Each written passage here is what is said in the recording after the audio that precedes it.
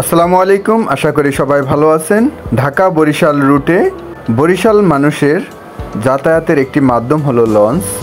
ঢাকা থেকে বরিশাল এবং বরিশাল থেকে ঢাকা যাতায়াতের একটি মাধ্যম লঞ্চ।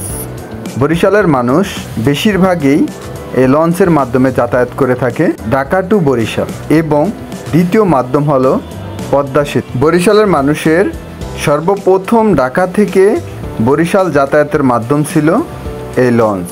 বেশিরভাগ মানুষই লঞ্চে যাতায়াত করত।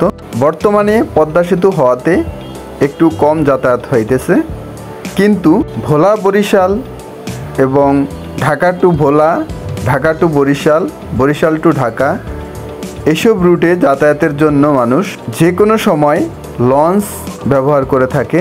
আর এটি মানুষের সবচাইতে সহজ যাতায়াতের মাধ্যম। তো তেমনি আমরা আজকে ঢাকা থেকে বরিশাল রুটের একটি লঞ্চের চিত্র আপনাদের মাঝে তুলে ধরলাম। তো ঢাকা থেকে বরিশাল রুটে যাওয়ার জন্য এই যে দেখতেছেন ডেক এবং কেবিন উভয়ই ব্যবহার করে মানুষ। তো এখন ঈদের সময় যাতায়াতে একটু মানুষের বেশি ভিড়, এজন্য সবাই ডেক এবং কেবিন দুটিই ব্যবহার। রাজধানী ঢাকা থেকে বরিশাল রুটে মানুষের যাতায়াত যে কত আনন্দের, ঢাকা থেকে বরিশালের মানুষের যাতায়াতের এই দিকটি যে কত আনন্দের, বা এই যাতায়াতের পথটি যে কত দেখার মতো, এটা অন্য জেলার মানুষে বলতে পারবে না, আর এটা উপভোগ করতে পারবে না।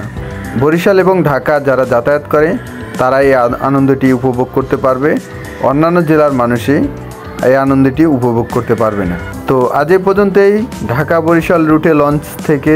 সবাই ভালো থাকবেন, সুস্থ থাকবেন, সবাইকে ধন্যবাদ।